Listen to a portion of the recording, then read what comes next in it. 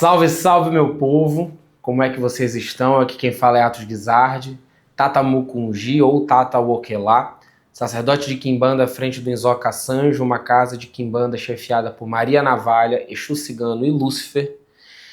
E hoje a introdução vai ser bem rapidinho, porque estivemos um pouco off por conta de Carnaval, maior festa do planeta, né?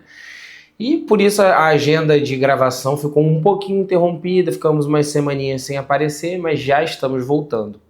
Nesse meio tempo, ainda no pré-carnaval, meu querido irmão Tata Nkongo Nkenda, sacerdote à frente do Inzo Indoge, situado em Brasília, me convidou para dar ali uma aula sobre a história de formação da Quimbanda para os filhos e iniciados dele.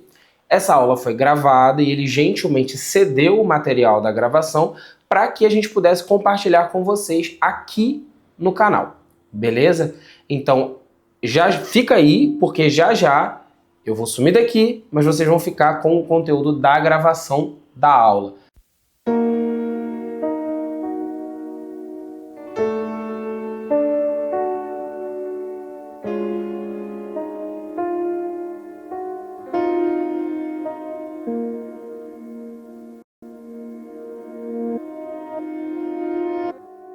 Isso é só uma pontinha de todo o conteúdo que é trazido na mentoria quimbandeira individual que eu ofereço, ok? Os primeiros encontros, os primeiros 2 encontros, são focados na formação histórica da Quimbanda, onde cada processo é esmiuçado de uma maneira bem mais profunda do que eu tive a oportunidade de fazer ali.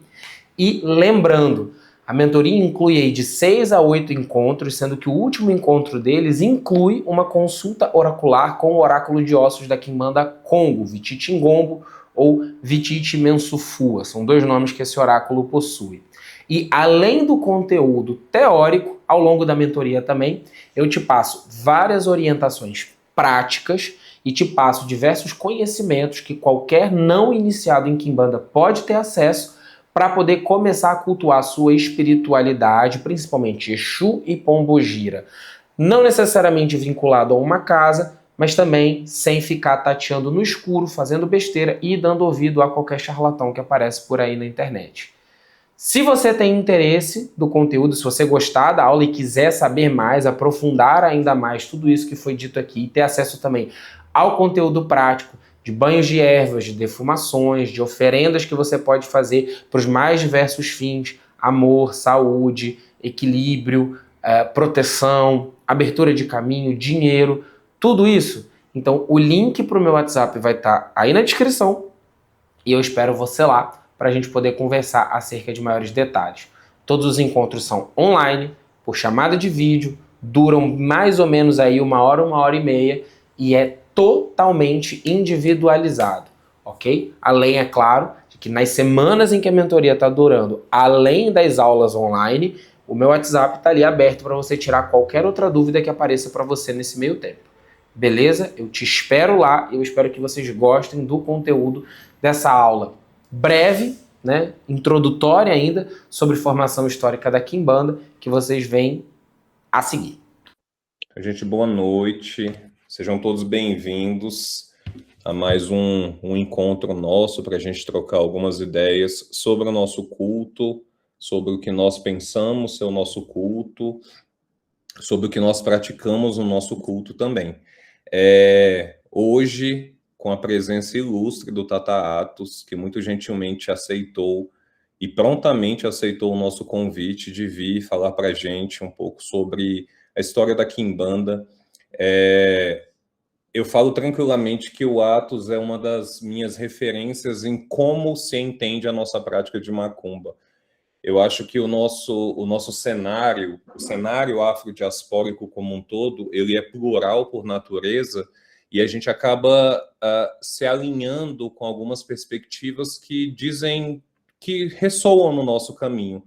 E o modo como o Atos lida com a macumba, lida com a quimbanda, lida com essa atmosfera folclórica que é tão bonita em torno do culto, né, e que encanta o culto, é uma forma que me lembra muito o iniciozinho lá com Dona Geni, que eu já contei para vocês, que era uma coisa muito no chão, muito popular, muito muito de verdade, sabe? E eu acho que eu acho não, eu tenho certeza que o Atos ele vem trazendo para a gente uma perspectiva que só tem a somar para a gente. Então agradeço demais, Atos, agradeço demais os seus filhos, certo? Saibam que o espaço ele sempre vai ser de vocês também. A gente acredita, e eu sei que você também acredita nisso, numa Kimbanda que ela pode se constituir enquanto uma base sólida entre poucos, mas entre verdadeiros nesse sentido, sem expandir demais, mas naquela miudinha, como a gente já conversou muitas vezes nas madrugadas, e isso foi muito legal. Então, meu irmão, fique extremamente à vontade, a casa é sua e nós estamos aqui a postos. Como a gente combinou, gente, primeiro o Atos vai fazer uma exposição para a gente e depois a gente abre para as perguntas, tá bom? Fica à vontade, viu, meu nego? Obrigadão. Obrigado, meu querido. Acho que tá ouvindo bem, sim. Se tiver algum problema no áudio, você sinaliza aí para mim ou a galera coloca no chat, por favor. Antes de mais nada, obrigado pelo convite. Me senti muito feliz de ter recebido o convite. Triste que ainda não tive a oportunidade de conhecer todo mundo pessoalmente, né? Espero que logo em breve, tenha a oportunidade de fazer aí uma visita presencialmente para poder conhecer a galera. Obrigado pelas palavras, assim, você é com certeza uma das pessoas que, quando tá faltando, assim, aquele encaixe para poder chegar numa ideia, assim, não, acho que pelo menos uma ideia rápida é bom trocar com o Dan Bruno, porque o teu modo de enxergar o culto devolve a poesia pro culto. Isso é inegável. E às vezes a gente fica tão preso, tão sobrecarregado pelas responsabilidades, pela dinâmica organizativa do espaço, da gestão das pessoas, das responsabilidades, das nossas angústias enquanto sacerdote, e na angústia do sacerdote, ainda na angústia de filho, porque tem hora que a gente vai conversar com o espírito na posição de filho, não de pai, e aí você é com certeza uma dessas pessoas que devolve encantamento ao olhar. Então, muito obrigado pela oportunidade. Obrigado a todo mundo que numa sexta-feira à noite, podendo estar fazendo qualquer outra coisa, se dispôs a estar aqui trocando essa ideia. Agradeço mesmo, tanto das minhas crias quanto das suas. Eu não separei imagem, nem slides, nem nada, por uma questão muito simples. Meu computador está muito ancião, entendeu? Ele não daria conta, e aí isso ia acabar gerando mais problema do que qualquer outra coisa. Então eu vou falar, ok? E se tiver alguma dúvida, alguma dificuldade com relação à visualização, se situar em alguma coisa nesse sentido, a gente fala isso na rodada de perguntas. Beleza? Bibliografias que eu recomendo para entender todo esse processo. Eu devia ter anotado, mas vamos lá, deixa eu tentar lembrar de cabeça. Primeira coisa, assim, inegável, é a coleção de História da África da Unesco, ok? Que está toda disponível gratuita na internet. Você vai encontrar ali sobre os mais diversos povos do continente africano. No terceiro volume, se eu não me engano, tem um capítulo inteiro só sobre a origem dos povos banto, ok? Eu recomendo muito a leitura desse capítulo. Laura de Mello e Souza é uma historiadora que eu sempre recomendo para entender a formação desse imaginário e desse cenário religioso no Brasil colonial e como isso impacta, inclusive, o nosso modo de se relacionar com essas espiritualidades até hoje, inclusive quebrando muito visões que se pretendem descolonizar as nossas tradições e que, na maioria das vezes, acabam reforçando a mesma lógica dualista cartesiana que eles tentam se contrapor. A Marina de Mello e Souza e o Vanfas têm um artigo muito bom sobre o início da dominação colonial do antigo Reino do Congo. Se chama A Catolização do Reino do Congo, se eu não me engano. Kitabo, do Ney Lopes, também é um livro bacana de se ler para ajudar. Não é uma referência principal, mas é incontornável, ok? O Imaginário da Magia, do Francisco Bittencourt, onde ele vai analisar relatos coletados por inquisidores portugueses, sobretudo ali nos tribunais de Lisboa e Évora, e aí ele vai se focar especificamente nos relatos, nas denúncias acerca de bruxaria, feitiçaria e heresia, que eram coletados ali. A Inquisição Portuguesa tinha como foco principal perseguir os cristãos novos, que seriam aqueles judeus que foram obrigados a se converter, mas que mantinham práticas judaicas em segredo. Só que, obviamente, aquele período ali, especialmente tão próximos da Espanha, onde você teve um pânico acerca da bruxaria muito maior, isso acabou afetando também, principalmente ali na cidade de Évora, mais até do que em Lisboa, e tem algumas coisas ali que são importantes para a gente também.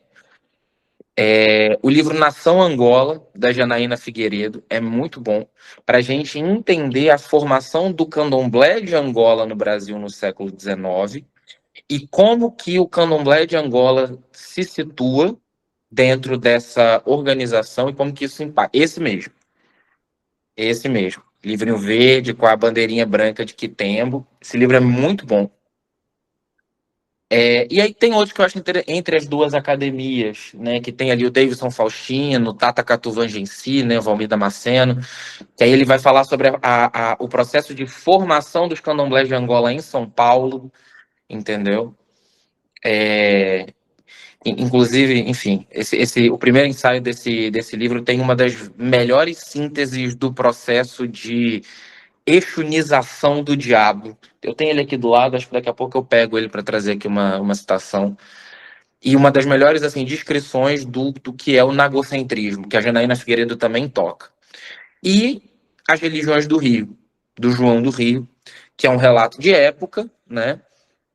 O João do Rio, um jornalista ali em fins do XIX, começo do século XX, que ele vai explorar as religiões de matriz africana, não só as religiões de matriz africana, as religiões não hegemônicas da cidade do Rio de Janeiro, que na época era a capital do país. E aí tem dois relatos fundamentais. O primeiro é no mundo dos feitiços, onde ele vai até os negros de origem iorubá e de origem malê, que viviam na cidade do Rio de Janeiro. Né, os negros de origem malê, né, quer dizer, os negros muçulmanos, não são muito receptivos à tentativa dele de entrevistá-los. Ele vai, então, se focar ali na galera iorubá. Esse é fundamental, tem um trecho dele que depois eu quero muito destacar. E depois o ensaio chamado Sobre o Satanismo, ou do Satanismo, que é onde ele vai entrevistar e relatar ali como era o culto ao diabo na cidade do Rio de Janeiro. E aí tem todo um debate, assim, até onde dá para levar a sério tudo que está descrito ali. Eu acho bem verossímil, viu? Pra ser bem honesto. Tem uma coisa em outra que dá para ver que é o João do Rio se empolgando na crônica, mas a maior parte do que tá ali é bem verossímil.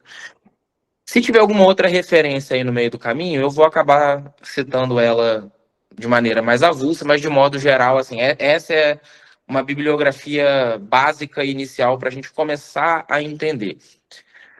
Aloysio Fontinelli, né, o livro Exu, né? E aí outros como Lourenço Braga, o Molina, que é uma galera que, enfim, ali em 1950, 1951, 1952, e aí já 1960 e pouco, 70 e tal, que vai falar sobre as práticas de Umbanda e de Quimbanda, magia branca e magia negra no Rio de Janeiro e tal. É importante passar por eles? Com certeza. Mas é muito importante também que a gente tenha clareza de que Lourenço Braga e Aloysio Fontinelli faziam relatos exógenos, ou seja, eles eram umbandistas do lado de fora da quimbanda, relatando o que eles viam da quimbanda do lado de fora ou o que eles ouviam falar da quimbanda. Né? Sabe aquela ideia de que quando Pedro fala de Paulo, eu sei mais sobre Pedro do que de Paulo? Exatamente. O livro do Aloysio Fontinelli é muito melhor para entender a mentalidade daquela umbanda iniciada pelo Zélio de Moraes na cidade do Rio de Janeiro nos anos 50, do que para entender propriamente a quimbanda, ok? E aí a gente vai passar por isso em outro momento. Para começar, né? A gente que, né, enfim, toca, perpetua, sustenta aí tradições de quimbanda que reivindicam a centralidade da herança banto no culto. a gente precisa entender primeiro o que significa Banto, né? Antes de mais nada, entre os povos de África, sobretudo os povos ali da África Central, não existia essa identidade, ok? O que acontece? Banto é uma palavra que ela aparece em diversos povos daquela região para designar simplesmente pessoas, povo, ou, se a gente quiser ser um pouco mais elaborado, humanidade, né? Embora humanidade seja um termo muito mais carregado de outros sentidos políticos, mas dá. Por quê? Enquanto que no português, né, quando a gente quer transformar uma palavra no plural, a gente coloca o sufixo s ou algum, enfim, a gente coloca o sufixo para denotar o plural. Na maioria das línguas de origem banto, a gente coloca o prefixo para definir gênero, para definir plural, enfim, para definir às vezes até posição social. Então, intu é pessoa, né? É a unidade mínima do conteúdo humanidade, né? Indivíduo, complicado, não vamos usar essa palavra, ok? Ba é um prefixo de plural. Então, intu, bantu é simplesmente pessoas, ponto. E essa é uma definição que vai ser feita mais ou menos ali no século XIX, quando, pós Segunda Revolução Industrial, os ingleses com navio a vapor e metralhadora conseguem penetrar o continente africano. Antes, os europeus ficavam ali arranhando as costas do continente africano, né? Salvo no caso da África Central. Mas não havia, assim, os europeus ainda não tinham penetrado o continente africano, se interiorizado no continente africano, né? Quando a gente pega muita literatura dessa época, se eu falar besteira, Bruno, você me corrija, viu? A gente vê lá as Minas do Rei Salomão, né? Uma série de outros de Tarzan, né? A gente vai pegar assim uma série que Tarzan já é século XX, não é século XIX, mas ainda está aí nesse bojo. A gente vai ver uma série de relatos fantasiosos, ficcionais, que são o quê? São esses europeus de roupinha caqui, de botão, chapéuzinho e espingarda nas costas, que estão ali, ó, invadindo, entrando no continente africano, e aí eles se deparam com aqueles povos bárbaros que tocam tambor, né, que quando vão selar um acordo, botam bebida na boca e cospem em cima da mão do outro, né, aquela galera que veste roupa de leopardo, aquela coisa toda. Então, nesse período, é o período de surgimento da antropologia enquanto ciência. Quer dizer, agora que esse conceito de humanidade ele está se expandindo e a gente está vendo que a humanidade é muito mais plural do que a gente imaginava, a gente precisa de uma ciência, o século XIX é o século da ciência, a gente precisa de uma ciência para dar conta dessa pluralidade toda de expressões do que é ser humano, né? E aí essa galera vai entrando ali no continente africano e tal, e aí eles vão percebendo o seguinte, cara, você encontra estruturas gramaticais, sintáticas, na galera de Moçambique, que são muito parecidas com a galera que está em Angola, no Congo e, momentos chaves, até no norte da África do Sul, entende? E aí essa galera vai ficar meio assim, cara, provavelmente, aí se levanta essa hipótese de que todos esses povos são descendentes de um povo em comum, né? A palavra banto aparece em diversas dessas populações com variações, tá? De pronúncia e tal. A maioria dessas populações não tinham desenvolvido escrita no sentido, né, da escrita alfabética, vamos colocar assim. E aí, enfim, os europeus então decidem chamar esse conjunto todo de banto, ok? E, enfim, Banto não designa um povo especificamente, não uma cultura em específico. Ela é um termo abrangente, um termo guarda-chuva para diversos povos, para diversas culturas, né, que compartilham uma origem étnica comum e compartilham elementos linguísticos comuns. Mal comparando, é como a gente pegar o português, o espanhol, o francês, o italiano, o romeno e falar assim, galera, tudo isso aqui vem de um mesmo lugar, que é o quê? Que é a língua latina, entende? Significa que todo mundo ali é igual? Claro que não. Mas que lá no passado deve ter tido ali uma origem comum para essa língua, para todos esses povos. E aí se levanta a hipótese de um povo proto-banto, que teria dado origem a toda essa galera. E aí, enfim, debate vai, debate vem, de onde eles surgiram e tudo mais. Já no século XX, com o avanço da genética, se comprova que os Bantu têm origem ali na África centro-ocidental, um pouco mais ao sul do que hoje a gente chamaria de Nigéria. E ainda assim, isso é uma questão que cabe debate, tá? E aí, beleza, os povos Bantu surgiram um pouco ao sul da Nigéria. Primeiro espantalho que a gente vai tirar da sala. Então, houve contato com os Yorubá, porque os Yorubá são da Nigéria. Não, não houve. Porque no período em que esse povo proto-banto surgiu nessa região, os Yorubá estavam muito longe de ocupar ali aquele território. Entende? Os Yorubá vão avançar mais ou menos ali, se eu não me engano, que hoje em dia a gente chamaria aí na visão, essa divisão de era comum, lá no século XII, em direção àquela região e tal. Esse povo proto-banto é muito anterior a isso. Entende? E assim, o povo Yorubá não é nativo da Nigéria. Eles invadiram, conquistaram e ocuparam aquela região. Enfim. E aí o que acontece? Esse povo vai se espalhando, vai se disseminando. O nosso entendimento aqui, os principais grupos que a gente vai analisar para entender a formação da Quimbanda enquanto culto no Brasil são os povos da África Central.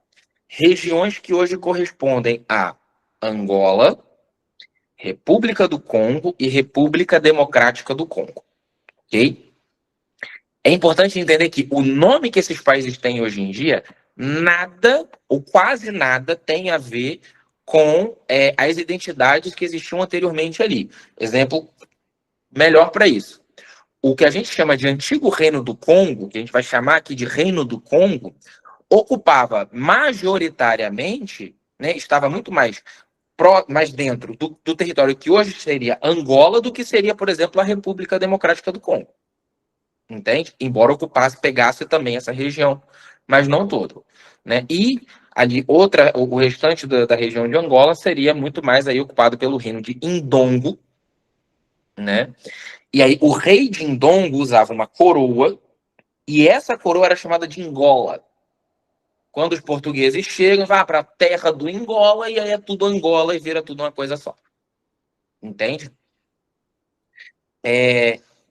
A gente está falando então aqui de quais reinos? Congo, Indongo, Luango, Kacongo, Lunda, Matamba e, posteriormente, Kassange. Ok? Principalmente essa galera. Ok? Para quem já ouviu falar, por exemplo, na Rainha Ginga, né? Rainha Ginga em Bande, Rainha Ginga em Bande, ela era ali da região de Indongo e Matamba, né? Inclusive, muito provavelmente, a expressão ginga que a gente tem na língua brasileira vem da rainha Ginga, por quê? Porque ela trocava de aliado como quem troca de camisa. Quero destronar meu irmão, me alio com os portugueses. Destronei meu irmão, traio os portugueses, me alio com o povo vizinho e tal. E ela foi considerada a maior inimiga do Império Português durante um determinado período. Entende? Enfim. Quem vai chegar ali à foz do rio Zaire, rio Congo, é um navegador português chamado Diogo Cão, ok? Diogo Cão estabelece esse primeiro contato ali, antes de 1500, se eu não me engano, 1482, beleza? Se não isso, algo muito próximo. E aí Diogo Cão, ele chega na província de Insoio, que é na foz do rio Congo, estabelece ali um contato com o Mani Congo, que era o chefe do Reino do Congo, a liderança máxima do Reino do Congo. E aí começa o primeiro fuzuê, que é... Imagina o seguinte, gente. A gente está vivendo nossa vida. E aí, de repente, começa a aparecer no céu do mundo inteiro luzes com formato de cruz. E aí desce dessas luzes com formato de cruz uma galera muito parecida com o ser humano, mas com alguma coisa um pouco diferente. Muito mais altos, com membros muito mais longos e tal. E aí eles chegam e com muito esforço a gente consegue estabelecer uma comunicação com eles e eles falam que eles vêm do céu e eles foram enviados pelo grande rei que há no céu para trazer boas notícias para toda a humanidade. Vocês não tenham dúvidas que ia ter, assim, igrejas abarrotadas de pessoas, assim, e a gente ia ver uma ebulição social como nunca antes vista. Por que eu estou dizendo isso? Porque quando os portugueses chegam ao Reino do Congo, isso vai gerar um choque muito grande. Primeiro, o Oceano Atlântico, para essa galera, era Calunga. É a região para onde os ancestrais vão quando morrem. Por quê? Porque na perspectiva do Reino do Congo, né, e aí eu vou fazer que nem meus professores da faculdade, eu vou me autorreferenciar. Tem um vídeo sobre o Reino da Calunga Grande lá no meu canal do YouTube que eu explico melhor essa questão. Quem está ali na região do antigo Reino do Congo via o sol nascer no leste, então no continente, atingir o meio-dia e se pôr no oeste. O oeste, na perspectiva do Reino do Congo, é o quê? O oceano. Nessa visão Congo, cada ser humano que nasce é um sol, carrega um sol dentro de si. E esse sol, o sol da nossa existência, faz esse mesmo movimento cíclico. Cíclico por quê? Porque ele não termina quando morre, quando atravessa a Calunga. Ele mergulha no mundo dos ancestrais e ele dá a volta, que é o que o cosmograma da Dikenga de Akongo busca demonstrar. Perfeito. Então você vê, o Sol morre naquela região, os ancestrais vão para aquela região, quando eles morrem, né? E aí, de repente, tem uma galera que faz um movimento contrário. Vem daquela região para cá. E aí eles chegam ostentando um símbolo que já era conhecido pelos povos da região do Congo, mas desde a pré-história. A gente tem registro de que desde aí do período neolítico, o símbolo da cruz, né, já era utilizado utilizado naquela região para representar conceitos espirituais, conceitos filosóficos muito profundos. E essa galera traz aquilo na bandeira, no peito, né, num meio de locomoção que ninguém entende muito bem que diabo é aquilo. E aí eles chegam falando que eles atravessaram as águas a serviço do grande rei que existe lá do outro lado. Os portugueses estavam falando provavelmente de Dom Manuel. Os Bakongo, quando ouvem isso, eles vêm da Cubata de Azambi. O grande rei é Nzambi Apungo, o grande Deus criador. Então, isso começa a gerar ali toda uma ebulição social, porque aquilo surge como uma evidência da materialidade da existência de Zambi. E aquela galera que vem e vê, aquela galera vem, tem a pele muito mais clara que a gente. O branco é a cor da morte em diversas civilizações da África. Por quê? Porque o corpo, quando morre, empalidece. Então, se eles são totalmente brancos, vamos colocar assim, é porque eles estão mortos há muito tempo. Entende? Tanto é assim que o sujeito, quando ele nascia albino, nessas sociedades, isso era assim, cara, a gente precisa ver que negócio é esse aí. É bom presságio, é mau presságio, tem que ter um tratamento diferenciado, tem que entregar essa criança, sei lá, o leopardo comer, qual vai ser o processo? Entendeu? Porque aquilo era visto com, uma exceção dentro da ordem natural das coisas. Entende? E aí, assim, gente, não é uma questão de relativismo cultural. A gente olhar para isso e falar, nossa, como eles eram selvagens, como eles eram bárbaros. Pelo amor de Deus, isso não tem o menor cabimento. Né? A gente tem uma série de costumes que para qualquer outra pessoa deve ser uma coisa, né, super bárbara. Enfim, sei lá, no calor do Rio de Janeiro, no calor de Brasília, a gente obriga a galera a trabalhar de terno e calça.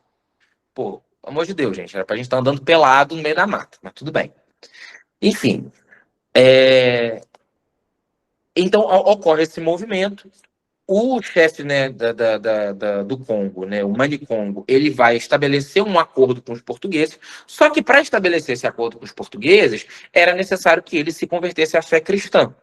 Por quê? Dentro do ponto de vista português, eu preciso ter a garantia de que esse sujeito vai honrar com a palavra dele. E se ele está submetido a uma lei espiritual diferente da minha, que prova que eu tenho? Que garantia que eu tenho? Lógico, isso é, enfim, ingênuo. Mas é a visão, né, que se o cara é cristão, então ele é do bem. Se ele não é cristão, ele é do mal. Ele não serve um Deus do bem, então ele vai me trair a qualquer momento. E o Mani Congo se converte ao cristianismo. E para a visão Banto, para uma visão Bakongo, assim, mais uma iniciação. Entende? Por quê? Porque dentro das diversas famílias, dentro das diversas linhagens que existiam dentro do Reino do Congo, cada linhagem tinha os seus cultos particulares, entende? E muitas das vezes um acordo de casamento entre uma família e outra envolvia o noivo se iniciar na tradição iniciática da família da noiva e vice-versa.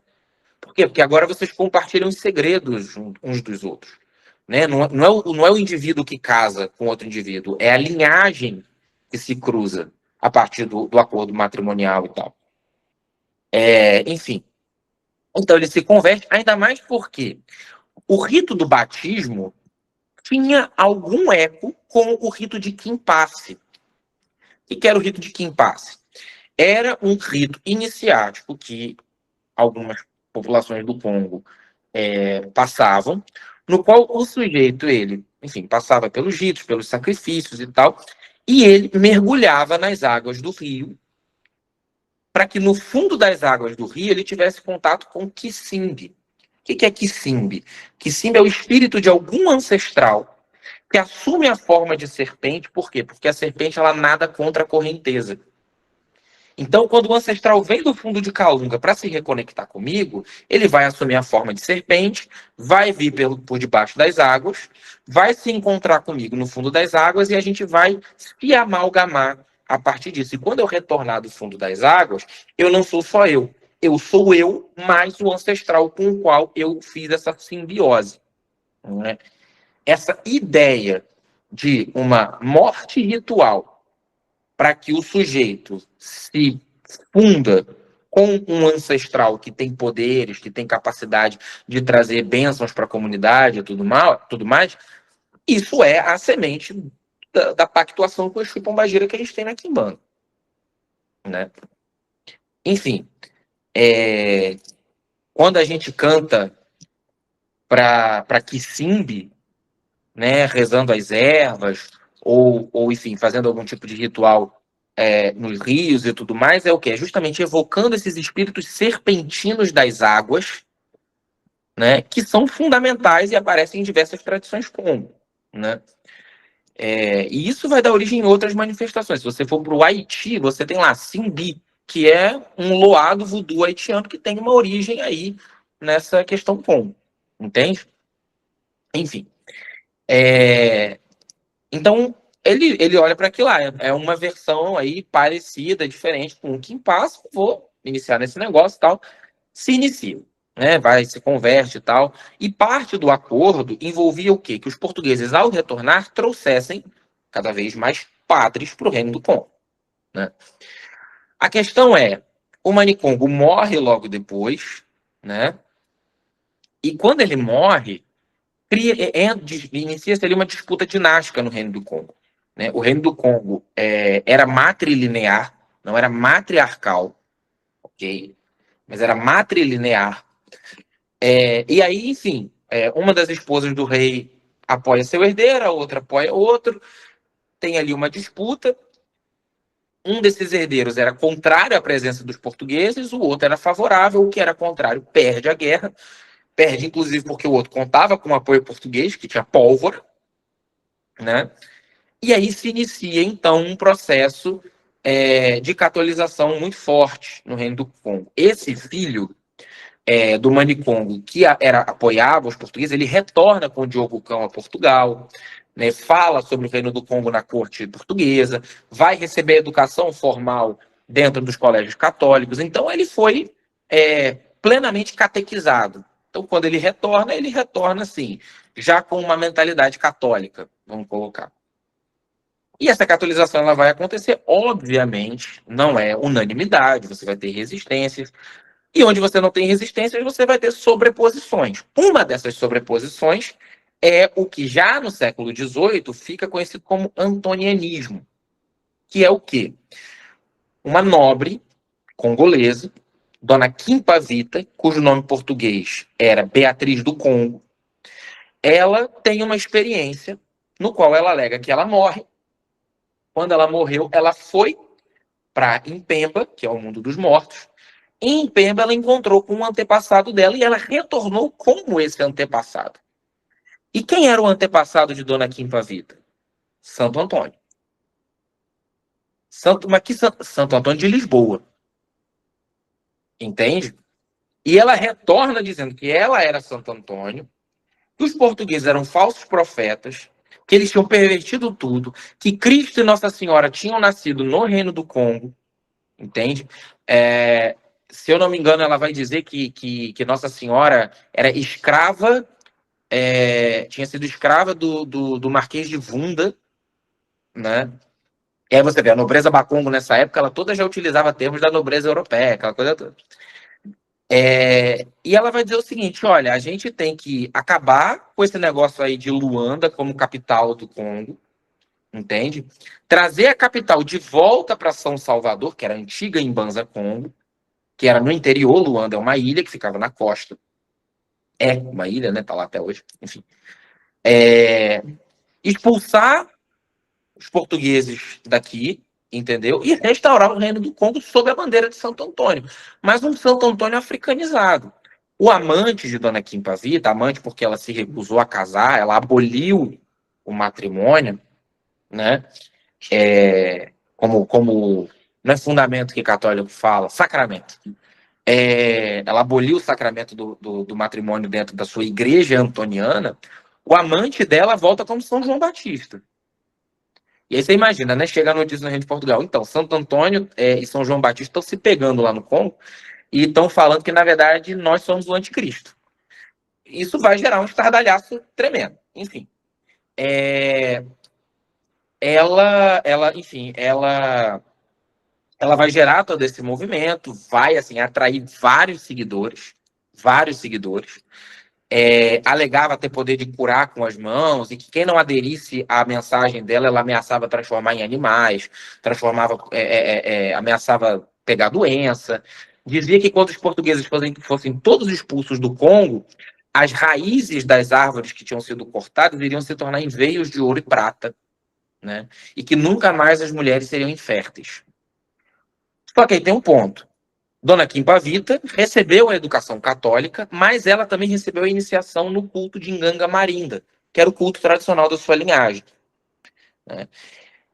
E aí, quando chega essa notícia em Lisboa, tem uma mulher que recebeu educação católica, foi batizada, comungou e que agora está fazendo esse movimento, ela estava, então, submetida à jurisprudência do Tribunal do Santo Ofício. Ela vai ser capturada, vai ser levada a Lisboa junto com seu amante, e ela vai ser condenada à morte. Se eu não me engano, ela é queimada viva. Tá? E aí, esse movimento antoniano, ele vai, então, ser desbaratado a partir daí. Mas é óbvio que você matar a cabeça de um movimento não acaba com ele. E isso é interessante da gente perceber porque o século XVIII é o período em que existe essa explosão, o termo é péssimo, mas de importação de pessoas escravizadas para o Brasil. Por quê? O Brasil é descoberto em 1500, permanece mais ou menos ali intocado até 1530. 1530 começa o período de exploração colonial do Brasil, que fica muito mais centrado ali na exploração do pau-brasil, aquela coisa toda, começa ali a cana-de-açúcar. Só que no século XVIII é quando em Minas Gerais se descobre o ouro de aluvião, né? E aí, meu querido, teve que baixar decreto em Portugal dizendo assim, está proibido os homens saírem de Portugal e irem para o Brasil, porque toda a população masculina de Portugal estava migrando para o Brasil na expectativa de encontrar ouro, né? E não só. Quer dizer, até a descoberta do ouro de aluvião, a divisão de classes no Brasil ela era muito, muito bem definida. Você tinha senhor de engenho e a sua família, aquele núcleo branco, né? E você tinha os escravizados. Quando não, era o padre nos aldeamentos jesuíticos e exploravam mão de obra escrava indígena. Esse negócio de que os indígenas não foram escravizados porque estavam sob a proteção dos jesuítas, sim, estavam sob a proteção dos jesuítas, só que sob essa proteção eles viviam num regime de escravidão que só não tinha o termo jurídico formal para dizer que eles eram escravizados, né? Mas estavam sob a tutela da igreja. Quando você tem a descoberta do ouro de aluvião, você começa a criar a formação da classe média brasileira, vamos colocar assim. Por quê? Porque do mesmo tempo que você tem pessoas que estão procurando ouro, você começa a criar demanda para uma formação de um setor de serviço. Então, peraí, tem uma galera que está indo explorar a mina, tem que ter alguém para fazer a roupa dessa galera, para fazer o sapato, para fazer ferramenta, para preparar comida, porque essa galera tá lá na mina e eles têm que comer, né? Essa galera tá indo do litoral em direção ao interior, em direção às Minas Gerais. Nesse movimento, muitas prostitutas vão vir para o Brasil, porque onde essa massa de mineradores homens estava indo, tem uma massa de trabalhadores do sexo que vão acompanhando eles. Entende? Pessoas formando, né, tem um termo de época que agora eu me esqueci, mas que acho que era Casa de Pasto o nome, que eram os primeiros restaurantes, que eles iam se formando ali na beira das estradas. Para quê? Para poder servir comida para essa galera que viajava indo em direção para lá. E aí a formação de Vila Rica, aquelas cidades ali do interior, e de Minas Gerais como um todo. E, obviamente, você precisa de muita mão de obra para trabalhar nessas minas. Existiam esses europeus brancos, pobres, que vinham na expectativa e que não compravam escravizados, mas você tinha os senhores de engenho que colocavam a galera para trabalhar ali também. E aí muitos negros vão ser comprados nesse período para trabalhar na exploração do ouro, e não só na exploração do ouro, trabalhar também na produção desses bens de serviço e na produção, né, dos itens de subsistência, inclusive alimentício, né, porque uma coisa que quando a gente aprende na escola, eu sempre perguntava, a gente se só plantava cana-de-açúcar no Brasil, se a gente comia o quê? Né? Mas tinha que plantar mandioca, milho, criação de porco, de galinha, de cabrito, de boi, né? A pecuária foi fundamental para esse processo de interiorização do território brasileiro, né? Porque o gado ia seguindo a margem dos rios em direção ao interior, subindo em direção às nascentes, e na medida em que o gado era conduzido cada vez mais para o interior, esses vaqueiros, esses boiadeiros, eles iam explorando o território, mapeando o território e favorecendo esse processo de interiorização.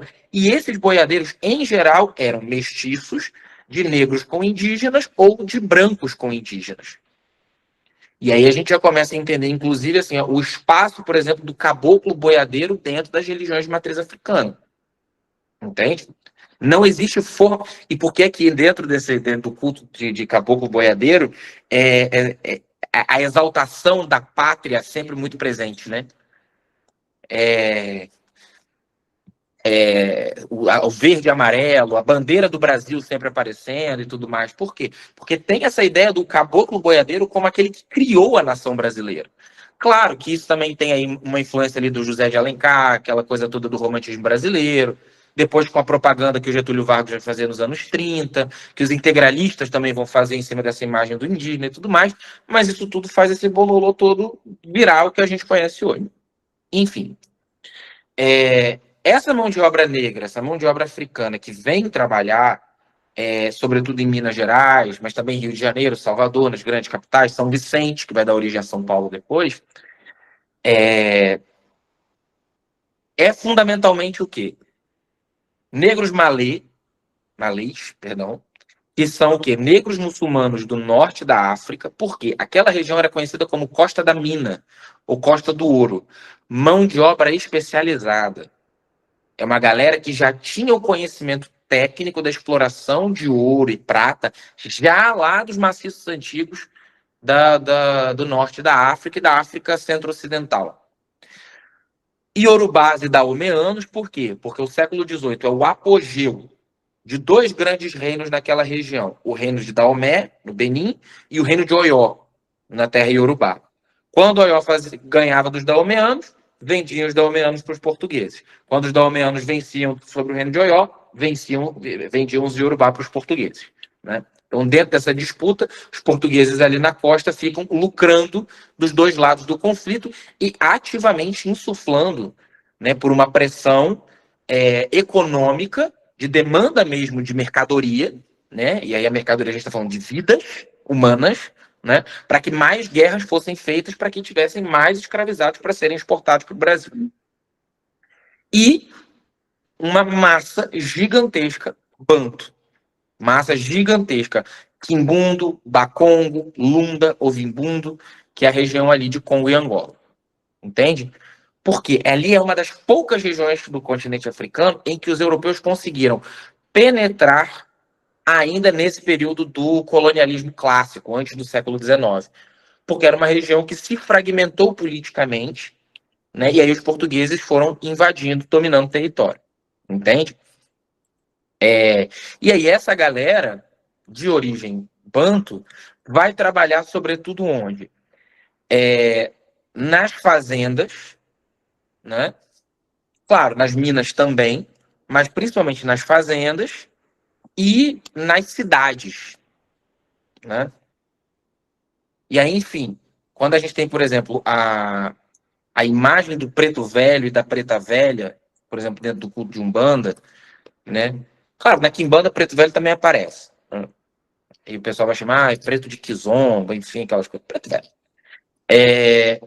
Primeiro, para esse escravizado, tem duas hipóteses aqui. Primeiro, para esse escravizado ter envelhecido, ele não estava submetido ao regime de trabalho extenuante da lavoura e da mina. Então a gente está falando de negros da casa, que trabalhavam debaixo do telhado, não estavam tão expostos ao sol, não estavam tão expostos à chibata. Violência física existia, óbvio, mas não estavam tão expostos à violência física quanto aqueles que trabalhavam na lavoura e nas minas. Então conseguiam viver por mais tempo, né? E também tem uma outra questão aqui, que é, no termo de época, preto novo é o negro recém-chegado de África. Então, por oposição, o preto velho não é que necessariamente fosse velho, mas é um escravizado africano que já estava aqui há muito mais tempo. Então, não necessariamente idoso, ancião, mas que não é recém-chegado de África, né? Enfim, nesse período do século XVIII, enquanto estava rolando lá o antonianismo, lá no Congo, no Brasil é quando a gente vai ter aí as documentações dos calundus, ok?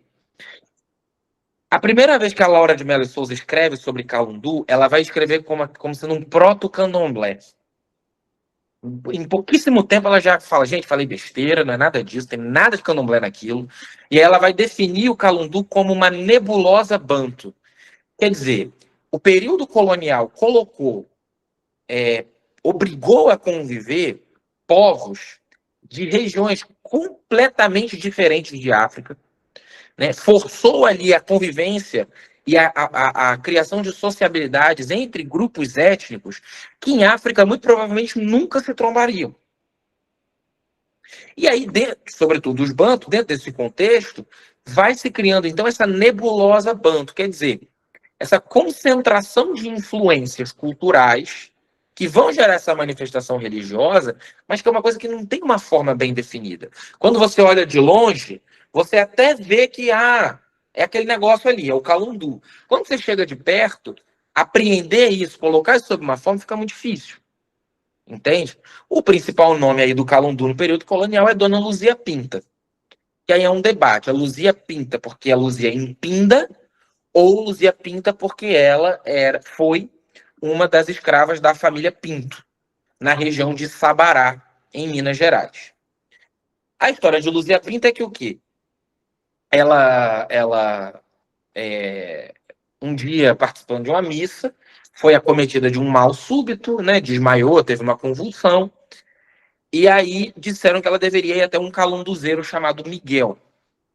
E aí o Miguel explica para ela que ela tinha o calundu. E o que era o calundu? O calundu era uma doença espiritual que era caracterizada por pessoas que tinham um excesso de moio, um excesso de força, de pressão dos ancestrais sobre ela.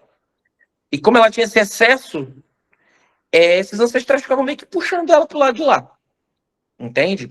E que o calundu é uma doença que aparece sempre dentro da mesma família, mas de geração em geração. Então, a cada geração nasce alguém com um calundu. E aí, enfim, a tia de Luzia Pinta, que teria ficado em Luanda, né, ela veio traficada ainda criança junto com a mãe, a tia dela ficou em Luanda, a tia dela conta-se que tinha o calundu, então ainda tem essa hipótese, né, de que a revelação de que ela estava com o calundu implica que a tia dela teria morrido em Luanda, porque ela morreu lá, então agora o calundu passa para ela, né? E aí, como é que se trata o calundu?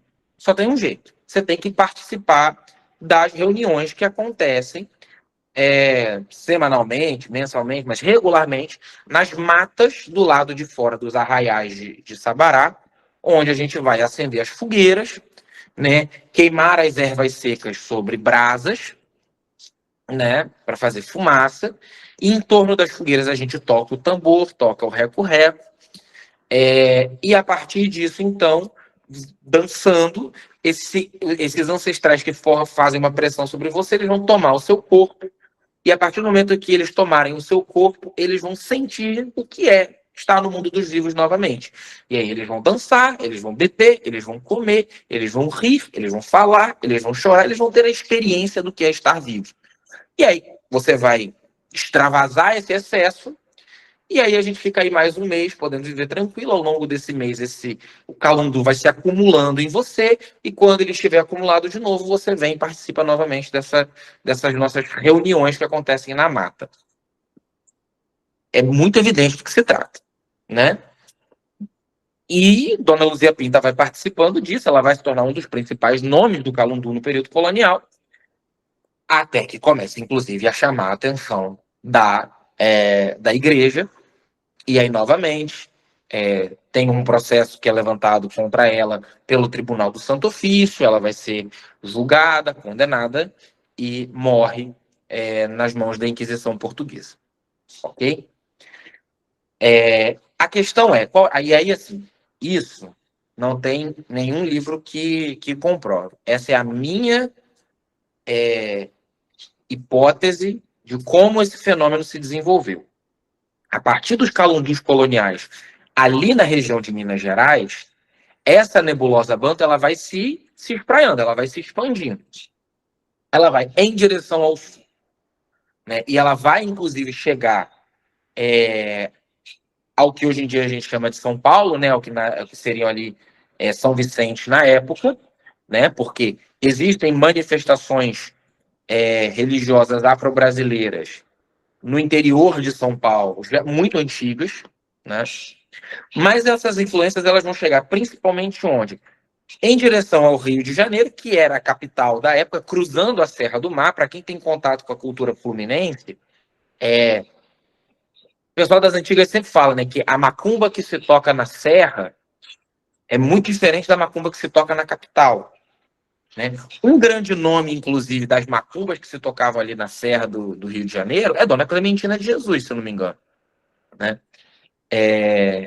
Dona Clementina de Jesus. Então, aquele disco O Canto dos Escravos, alguém confere aí para mim se O Canto dos Escravos é da Clementina mesmo, que eu posso estar falando uma grande besteira. São uma série de... É um compilado de uma série de cantigas, né?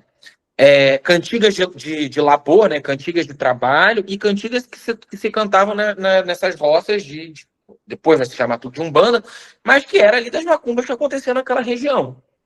Né? Que o pessoal das antigas do Rio de Janeiro dizia, não, que a macumba que se toca na serra é mais pesada, né? Uma macumba mais densa.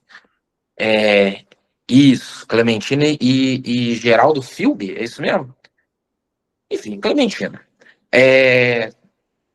E aí, enfim, isso vai chegar à capital do Rio de Janeiro, já no século XIX, capital do Brasil, uma série de outras influências culturais, e a gente vai falar sobre isso já já. Um outro veio dos calundus vai se expandindo por Minas Gerais e vai chegar até o norte de Minas Gerais, passando ali pela região de Montes Claros e indo em direção ao sul da Bahia, né? A macumba de Montes Claros também é uma macumba diferenciada, aquela região do Vale do Jequitinhonha como um todo tem uma macumba diferenciada, né? Eu tenho os áudios da avó de um amigo meu, eu tinha que publicar isso, mas enfim. Ela faleceu poucos meses depois de mandar esses áudios, ele entrevistando ela e ela contando que ela morava em Montes Claros e que ela aprendeu a ler carta sozinha e que o pai e a mãe dela eram da Umbanda, mas não queriam que ela fosse da Umbanda porque quem era da Umbanda era muito mal visto. E aí ela mesma fala que na macumba que tinha ali, tinha a Umbanda e depois da Umbanda tinha a Quimbanda. Aí esse neto dela, Lucas, o nome dele, ele pergunta, mas o que que era quimbanda? E aí ela começa a falar, a quimbanda é mais pesada. Quimbanda é daquelas coisas lá de baixo, aquele povo ruim, né? E aí ele acha que ela tá falando do candomblé, porque na visão dele, que era mais leigo na época, é uma macumba mais pesada, então seria o candomblé. Mas não, ela tá falando de quimbanda mesmo, né? Claro, e aí a gente tá falando mais ou menos aí de 1930, né, 1940. E aí ela fala, ela inclusive tem vários áudios dela onde ela canta as cantigas de caboclo, fala que ficava no sítio de um cara lá, que ele recebia um preto velho. Eu acho muito bom que ela fala que o preto velho dele receitava, inclusive, remédio de farmácia. E não tinha médico, gente. Então, assim, a pessoa chegava lá falando pro preto velho que ele estava com dor de cabeça, ou ele falava paracetamol. Não era só erva, ele sabia indicar tanto remédio de farmácia quanto remédio de erva. E falava que tinha também um preto velho quimbandeiro, que aí era outro, que gostava de mexer com pólvora, essas coisas. E aí ela fala que no quintal do sítio ele tinha tipo uma cabana de palha, de madeira, com teto de palha de coco, que todas as vezes que tinha reunião lá, eles matavam um boi. E assim,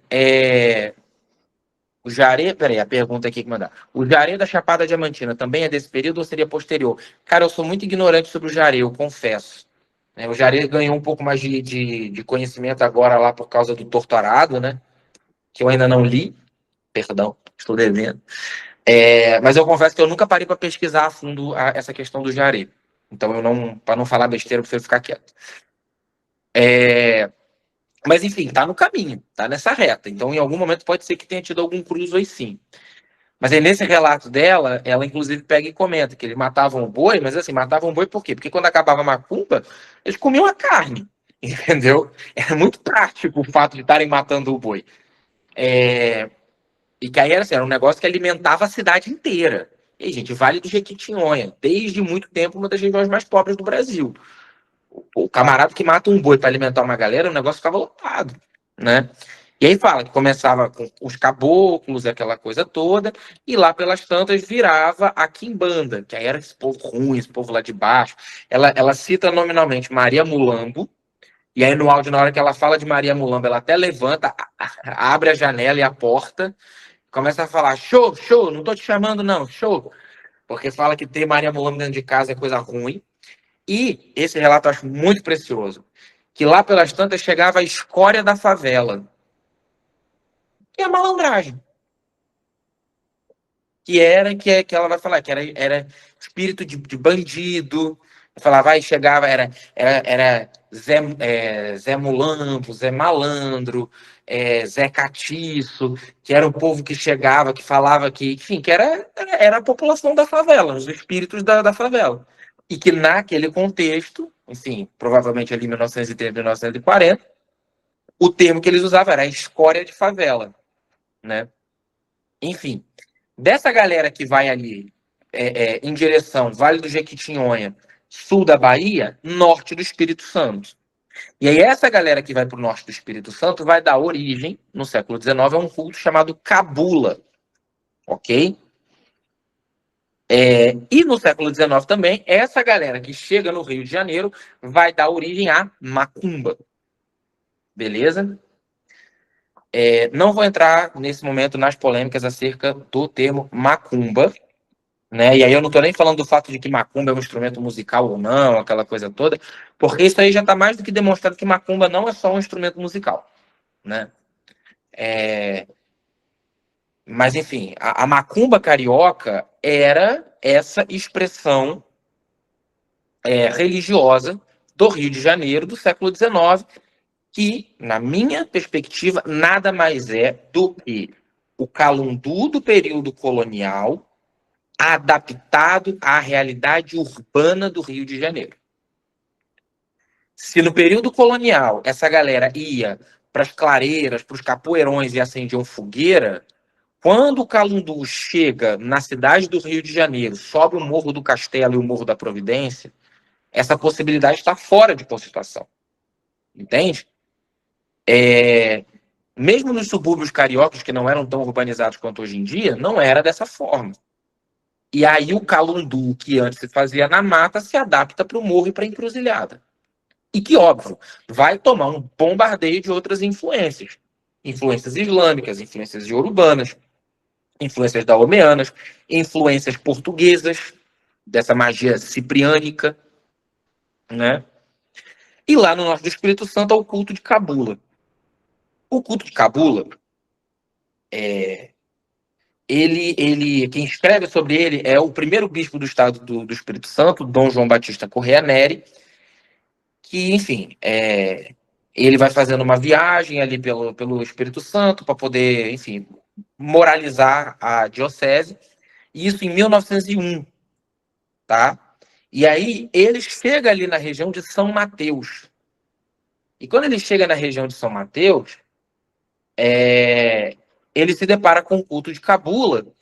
E ele fica chocado porque para os cabulistas, ser cabulista e ser católico não era problema nenhum. Então a galera estava sexta-feira na cabula, domingo na missa e estava tudo certo. Entende? E é um culto que ele vai dizer que só passou a admitir pessoas pretas depois da assinatura da Lei Áurea. Antes da assinatura da Lei Áurea, antes da abolição, perdão, falei besteira. Só passou a admitir pessoas brancas dentro do culto depois da assinatura da Lei Áurea.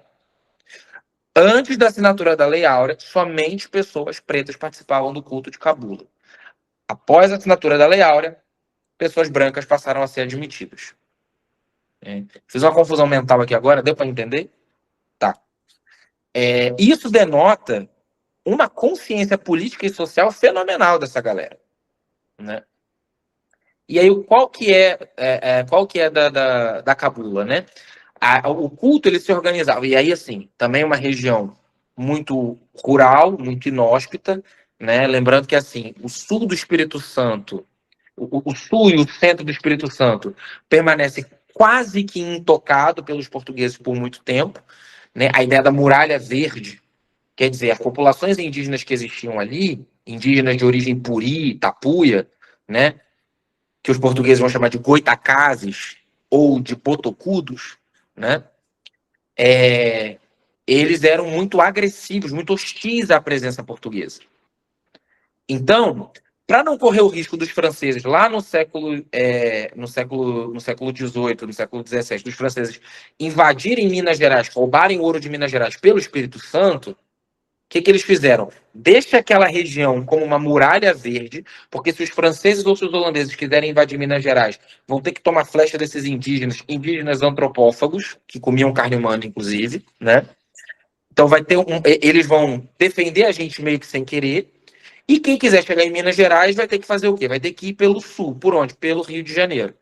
E aí, Mosteiro de Santo Antônio carregado de canhão, Forte de Copacabana, né? Cria-se uma série de fortificações em torno da Baía da Guanabara para poder protegê-la dos franceses. O Rio de Janeiro foi fundado, inclusive, a partir da expulsão dos franceses daqui. Então era uma região de muita mata, uma região muito erma. Então, no norte do Espírito Santo, a cabula acontecia ainda fora das cidades. À noite, eles saíam, né, se eu não me engano, Camucite, que era o templo, e iam para as capoeiras, para as clareiras. De preferência, ficavam embaixo de grandes árvores, como a gameleira e a figueira, onde eram montadas as mesas. E aí tinham 3 principais mesas. A mesa de Santa Bárbara, onde se cultuava o fogo, a mesa de Nossa Senhora, onde se cultuava a água, e a mesa de São Cosme e São Damião, que era o rito mais fechado de todos, né? Enfim. E aí nas mesas se acendiam velas, colocavam copos d'água, né? O Ney Lopes, se eu não me engano, escreve que as velas eram sempre acesas do leste para o oeste, o movimento do sol, a de Kenga, né? Tem aí um vestígio ainda dessa questão. O Ney Lopes escreve que os cabulistas eram grandes especialistas nos significados dos símbolos sagrados, né? Dessa ciência do ponto riscado, vamos colocar assim, né? Trazendo já para um contexto mais contemporâneo. E qual era a estrutura do culto, né? Dentro do culto de Cabula, você tinha o Santé, que eram o quê? Eram as forças da natureza, né? O Santé eram as manifestações dos poderes do mundo, dos poderes da natureza.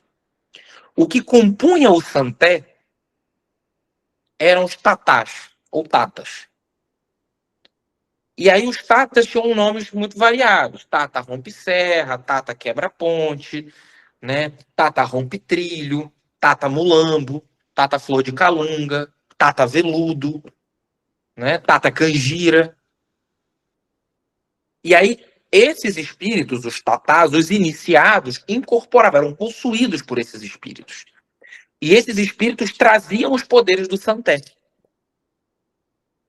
E além disso, existiam os bacuros, que eram o quê? Os espíritos dos ancestrais que viviam no interior da mata e que não se deviam incorporar. Você só apaziguava e alimentava esses mortos. A quem é iniciado na Quimbanda de Angola ou tem algum contato com a estrutura da Quimbanda de Angola, já vê toda a similaridade, né? E aí não só, né, desses termos, né? Tata canjira, tata veludo, tata flor de calunga, tata rompe-serra, tata caveira, né? Esses nomes que vão aparecendo aí e que vão aparecer também na Quimbanda, na Umbanda e tal, mas essa estrutura Santé, Tatá, Bacuro é, grosso modo, a estrutura da Quimbanda de Angola. Inquice, Exu, Pombogira, Bacuro. E que no Candomblé de Angola, isso a Janaína Figueiredo dá a gente uma pista, a gente vai ver também o quê? Santé, Inquice, Tatá, Caboclo. E a grande diferença do Candomblé de Angola em comparação com o Jesmarri e o Nagô é o culto ao caboclo, né? O que é o caboclo? Esse grande ancestral, esse morto de grande poder, que tem o poder de dar caminho para que outras forças se manifestem, né?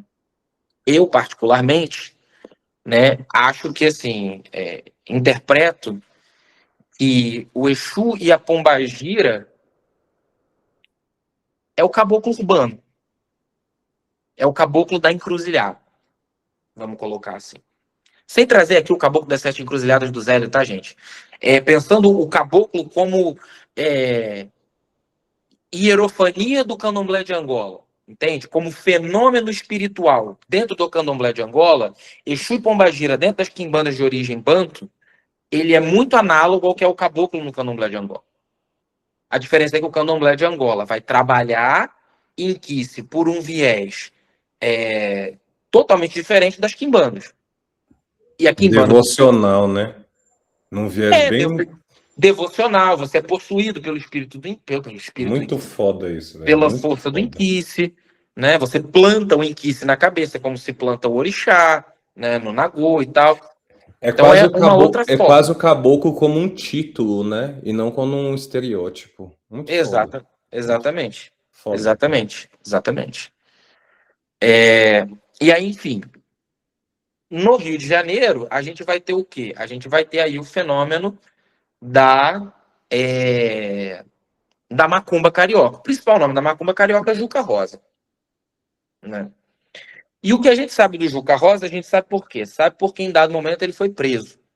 E o julgamento dele virou um grande evento na cidade que reunia tanto a alta burguesia quanto a ralé, que tinha ambulante vendendo pipoca do lado de fora. Pipoca, eu não sei se vendia pipoca nessa época, mas assim, vendendo, sei lá, doce do lado de fora, vendendo cocada na porta do tribunal.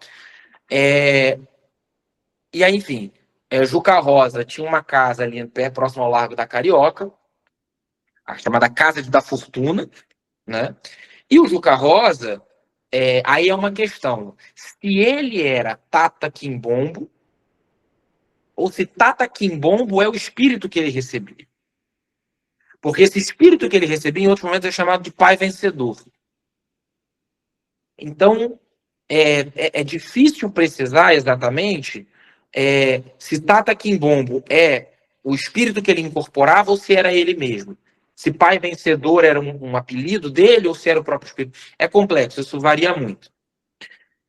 Mas Juca Rosa era possuído por esse espírito que bebia marafo, fumava cachimbo, usava roupa vermelha e preta, dançava, gostava de manusear pólvora e que tinha pendurado no pescoço e no cinto uma série de penduricalhos e amuletos, fazia uma série de magias, de feitiços, de garrafadas, né? Fazia sessões abertas, né, para o grande público, e as pessoas iam até lá para poder pedir bênçãos para ele, enfim, uma série de feitiços, de medicina, de trabalhos e coisas assim. Só que nessa época, macumba era crime, né? Eu reforço, até pouquíssimo tempo, o maior acervo no Brasil de objetos, né, de itens religiosos de matriz africana não estavam em um museu da história da religiosidade afro-brasileira, estavam no Museu da Polícia do Rio de Janeiro. Por quê? Porque tambor, roupa de santo, assentamento, imagem, isso tudo era apreendido e levado para o depósito da polícia. E quem estivesse tocando a macumba era preso, né?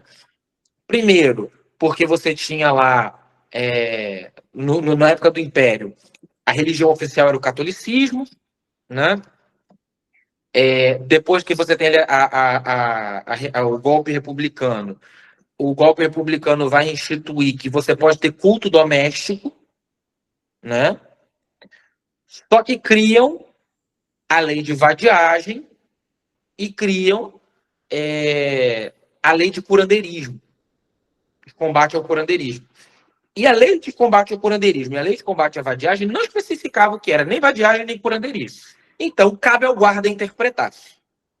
E aí, para o guarda, meu irmão, qualquer manifestação cultural de origem africana ou indígena era considerado crime, vai para cadeia, cacetete de todo mundo, né? Quando tem a Revolução de 30 do Getúlio Vargas, a coisa não muda de figura. Porque o Getúlio Vargas vai criar a lei de jogos e costumes. E, meu irmão, descia o cacete no samba, na macumba, na capoeira, né? E aí isso só vai mudar quando, depois do Estado Novo, você tem ali aqueles suspiros de democracia liberal, né? E aí é quando Jorge Amado, Carlos Marighella, a bancada comunista vai propor, é um projeto do Jorge Amado inicialmente, mas vai propor que as religiões, a descriminalização das religiões de matriz africana. E aí isso vai ser aprovado, né? Enfim. Inclusive o Jorge Amado, né, Capitães de Areia, né, o rapto lá do assentamento de Ogum, que tem toda aquela questão, é um exemplo desse período também, né? O rapto, na apreensão, enfim, pela polícia, aquela coisa toda. Enfim, então, isso acontece ali nesse período, nesse período do Império ainda, Juca Rosa ainda do Império. No período da República, já, é quando a gente vai ter o João do Rio escrevendo sobre essas religiões não hegemônicas. João do Rio era um jornalista, escrevia sobre moda. Uma hora ele cansa e fala, vou falar sobre outras coisas. E aí ele começa a escrever no jornal lá, cada semana, uma coluna falando sobre uma religião diferente, depois compila tudo e publica isso nesse livro, Religiões do Rio. E ele tinha um olhar muito cínico sobre tudo isso, né? Ele não era um religioso nem nada nesse sentido. É muito bom, porque tem um momento, quando ele vai lá se consultar com o Babalorixá, chega uma hora que ele tá lá, né? Na pedrinha para um lado, conchinha para o outro, passa para um lado, nananã, para ver se é sim ou não, o que vai sair ali no jogo. E aí o Babalorixá fala para ele, ó, pensa aí, faz o seu pedido e abre a mão direita para eu saber se o santo vai te dar ou não. Ele abre a mão direita e tá lá. Aí ele falou, ó, o santo falou que ele vai te ajudar e que ele vai te dar isso que você quer, mas em troca você tem que trazer 2 frangos para ele depois. Aí ele, beleza, fechou. Aí ele termina o capítulo dizendo, pedi para o santo me fazer o novo imperador da China. Quer dizer, ele estava ali debochando completamente, olha, nossa, esses selvagens, né? E o que é curioso, no capítulo, se não me engano é o primeiro, intitulado No Mundo dos Feitiços, o João do Rio ele vai pesquisar fundamentalmente o quê? Ele vai entrevistar principalmente os negros de origem iorubana. Está sendo ali conduzido pelo sujeito chamado Antônio, que é um sujeito de origem, um negro que nasceu no Brasil, não um negro brasileiro, mas que já nasceu livre, com alguma condição financeira, e foi estudar em Lagos, na Nigéria, e retornou. E a Janaína Figueiredo, no livro dela Nação Angola, ela vai demonstrar isso, que vários desses africanos alforriados, desses negros alforriados no Rio de Janeiro do século XIX, né, negros de ganho que trabalhavam no comércio, então conseguiam reunir algum dinheiro, financiavam, pagavam para que os seus filhos fossem até a Nigéria para aprender os conhecimentos acerca do culto de orixá e tudo mais na Nigéria e retornassem para o Rio de Janeiro. Isso é uma possibilidade que nunca esteve no horizonte de possibilidades dos povos banto, que já estavam sendo escravizados aqui desde 1530, né?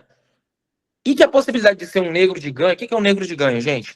O negro de ganho eram escravizados do contexto urbano, ali no século XIX, que eles tinham relativa maior autonomia, embora juridicamente eles ainda estivessem sob a condição de escravizados, mas eles não trabalhavam na lavoura, não trabalhavam na casa, eles trabalhavam na rua. Na rua fazendo o quê? Barbeiro, engraxando sapato, vendendo comida, vendendo doce, entende? Vendendo acarajé. Então, eles trabalhavam com dinheiro o tempo inteiro, e esses negros de ganho tinham, né, eram permitidos por alguns de seus senhores, que uma parte desse dinheiro que eles adquiriam na rua ficasse com eles, 10% ali, e o resto eles tinham que pagar para os seus senhores. Eles juntavam essa grana, muitos deles não moravam com os seus senhores, pagavam o aluguel em algum cortiço, o que para o senhor era ótimo, porque ele não tinha despesa nenhuma com aquele sujeito escravizado, né? Então eles juntavam o dinheiro e depois eles compravam a própria carta de alforria. Entende? Esses africanos no século XIX, esses negros, não só africanos, mas esses negros do século XIX, no Rio de Janeiro, mas também em Salvador, nessas grandes capitais, muitos deles buscavam se vestir da mesma forma que os seus senhores. Porém, eram obrigados, na condição de escravizados, a ficar descalços.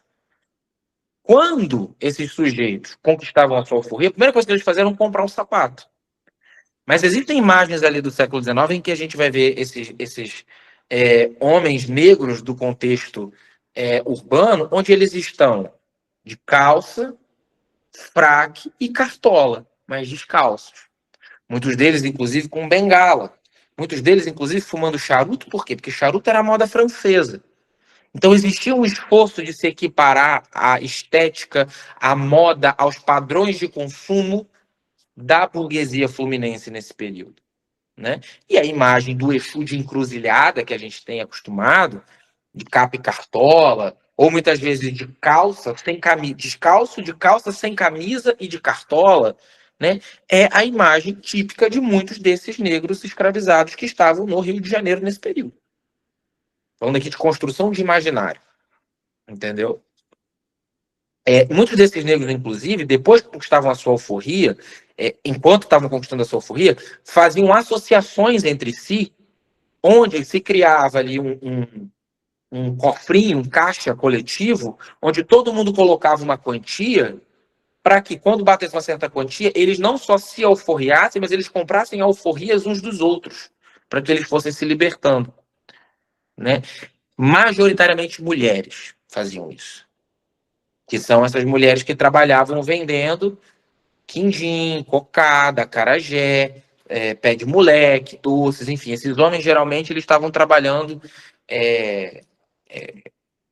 com serviços de carga, como barbeiros, né, como estivadores do porto, né, como engraxate, aquela coisa toda. Enfim. E aí, enfim, essa galera, enfim, nesse período, né, no relato lá do João do Rio, a gente vai encontrar esse negro Antônio falando o seguinte, que para os Cambinda é uma referência aos negros de origem banto, porque Cabinda era um dos portos de Angola. Para os Cambinda, qualquer coisa eles usavam para poder fazer o santo. E eles ficavam misturando as cantigas nas línguas deles, que ninguém entende, nem eles mesmos, que por isso eles às vezes misturam com português. Tem uma adoração pela flor do girassol, que para eles representa a lua, Dandalunda, tá? Mas que assim, que para eles a pedra de encruzilhada serve para fazer o santo, eles pegam trilho de trem, eles pegam moeda antiga, qualquer coisa para eles serve. Por quê? Porque o conceito banto de Inquice é poder manifesto bem direcionado. Poder que se manifesta é a ramba, é o raio, é a mata, é o mar. Mas quando eu pego esse poder manifesto e o direciono para um propósito, para uma aplicabilidade, para uma medicina, porque Inquice significa medicina ou remédio, né? A gente fala medicina, gente, porque os primeiros ensaios sobre isso eram todos escritos em inglês. E aí remédio em inglês é esse falso cognato, fica essa coisa. Mas é remédio, tá? Então, tudo que se manifesta poder é passível de ser encantado para que se torne Inquice.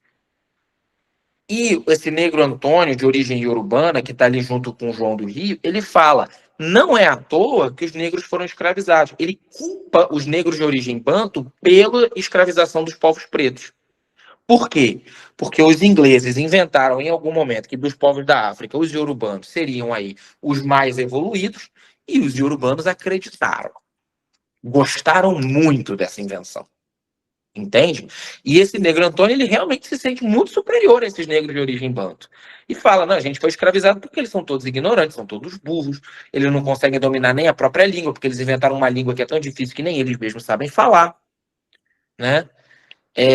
E o João do Rio, inclusive, vai ficar chocado de ver que realmente aquele camarada se acha realmente superior. Por quê? Porque para os brancos é tudo a mesma coisa, cara. Mas entre eles existe ali essa disputa. E uma outra coisa que eu acho muito interessante também desse relato do João do Rio, eu sei que eu já tô falando pra cacete aqui, mas eu acho muito bom que é o seguinte. Peraí que passou uma moto fazendo barulho. Lá pelas tantas, ele vai falar pro João do Rio assim, ó, eu vou te levar numa saída de santo, mas aqui é santo de verdade. Não é aquela palhaçada que a Ciata faz na casa dela, não. A Ciata aqui é Tia Ciata, um dos maiores nomes da macumba carioca, entende?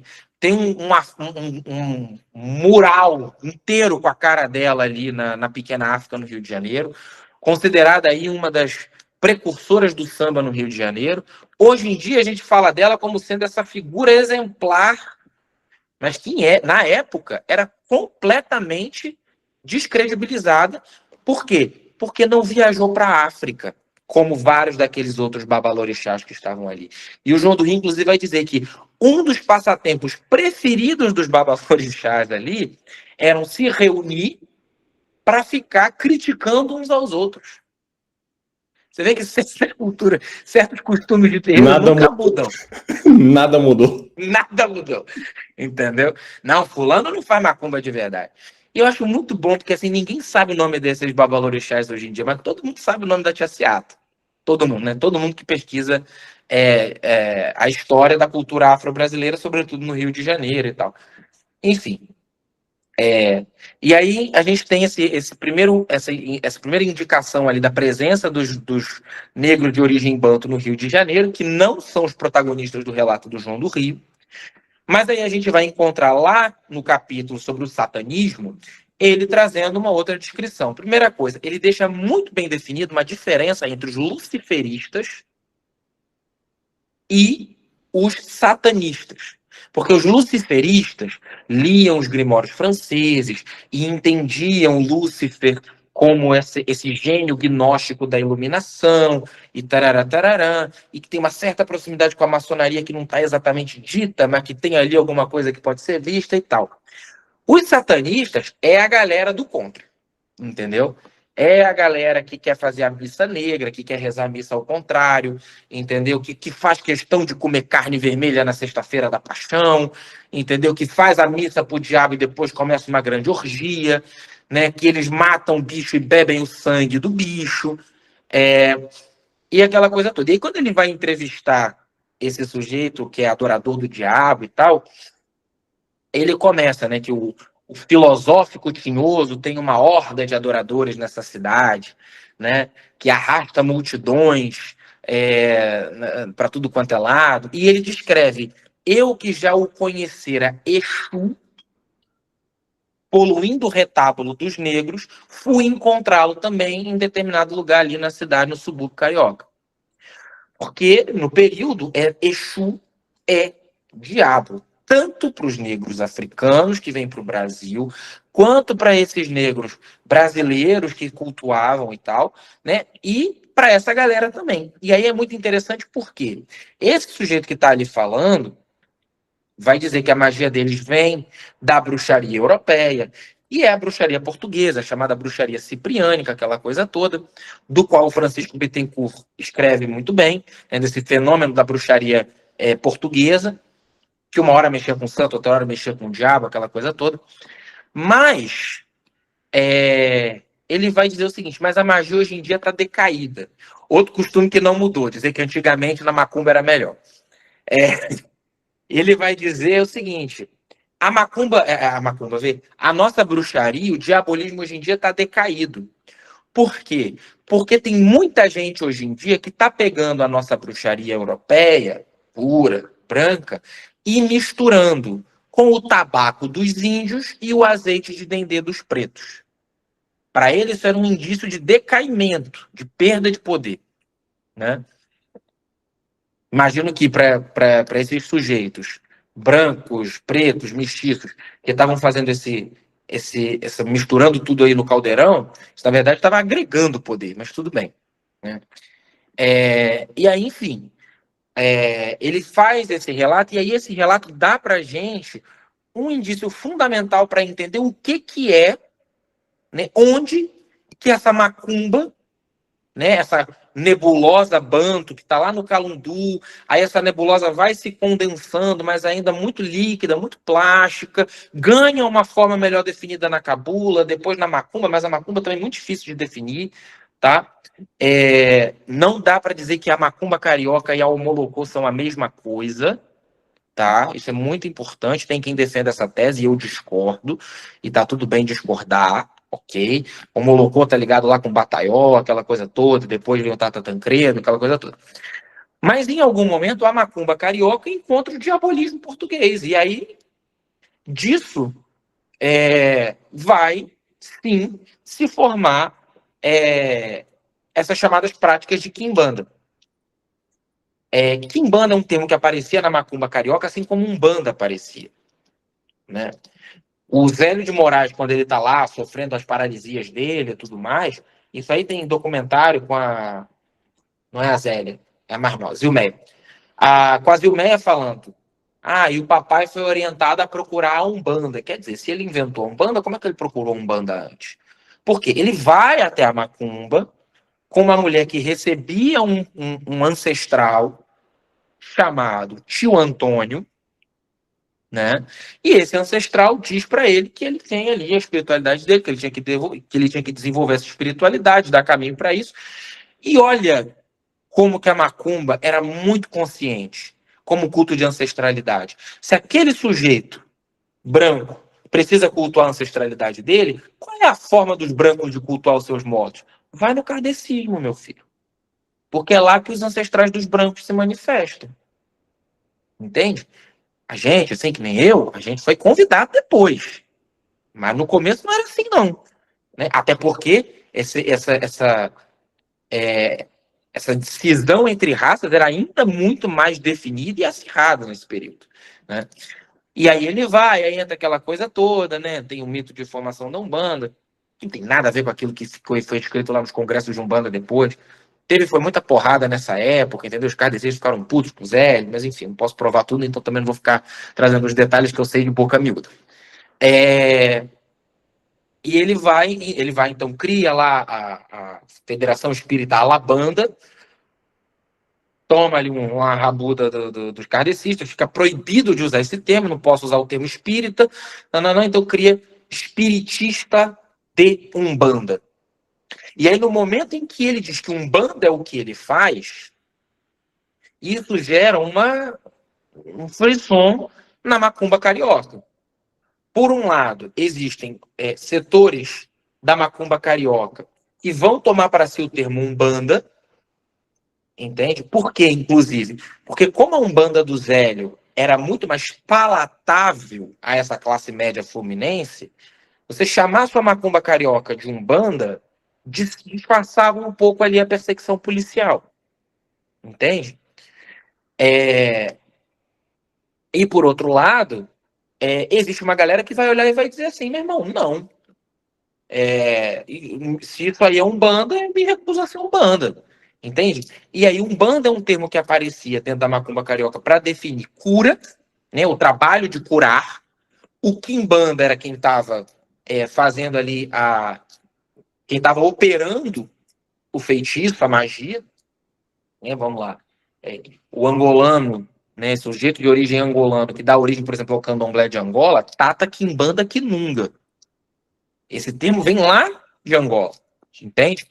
E aí você tem essa cisão, em que uma seção aí da macumba carioca vai se embranquecendo para se aproximar da Umbanda professada pela tenda espírita Nossa Senhora da Piedade, e tem uma galera que se recusa a isso.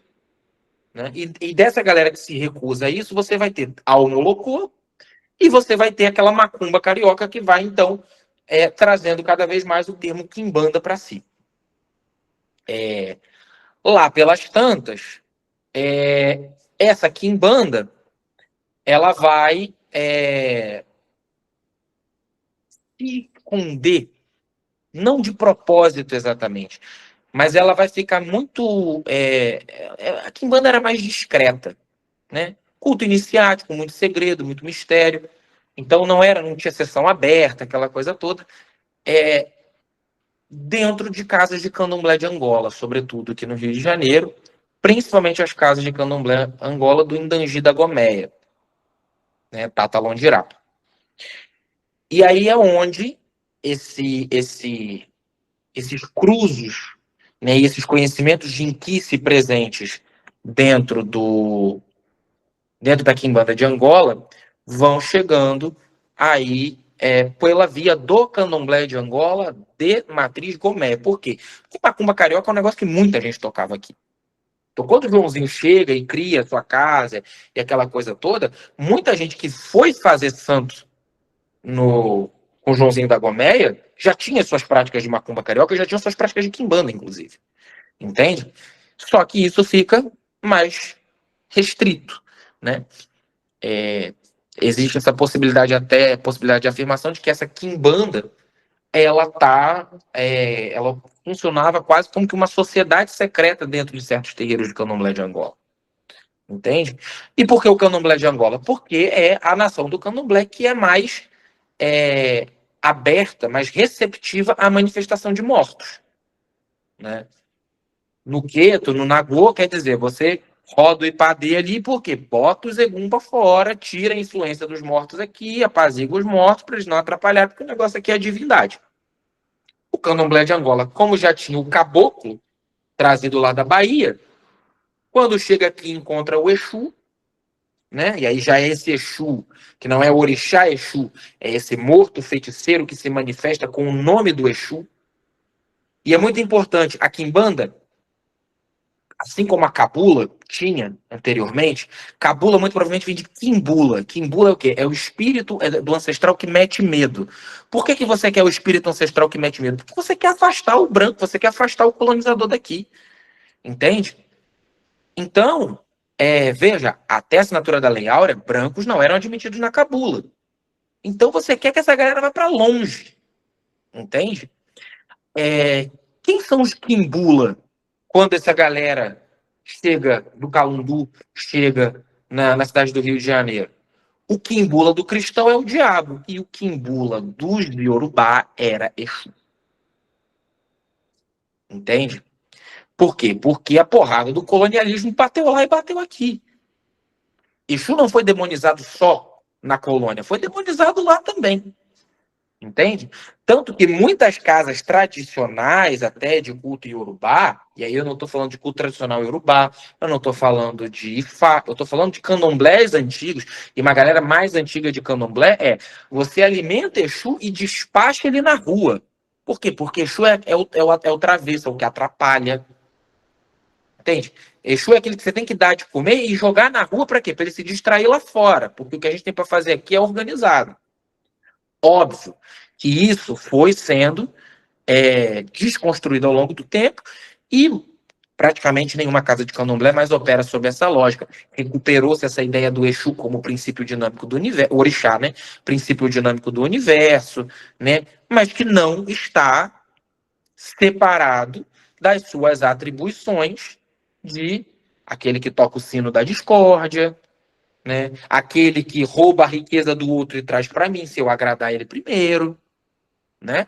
Tem tudo isso. Por quê? Porque Exu, como o diabo, né, na bruxaria europeia, é essa figura ambivalente.